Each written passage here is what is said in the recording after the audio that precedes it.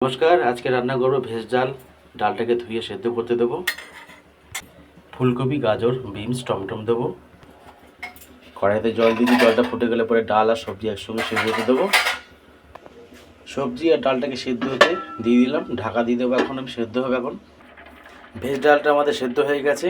এবার এটাকে নামিয়ে সম্বার দেবো। এতে কড়াইতে সর্ষের তেল দিয়েছি, তেলটা গরম হয়ে গেলে পরে ফোড়ন দেবো, গোটা গরম মশলা, তেজপাতা, গোটা জিরে, শুকনো। তেলটা গরম হয়ে গেছে, আমি ফোড়নে সব দিয়ে দিলাম।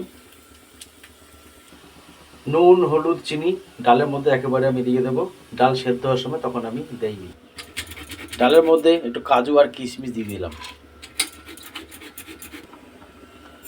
অল্প একটু আদা বেট দিলাম এতে।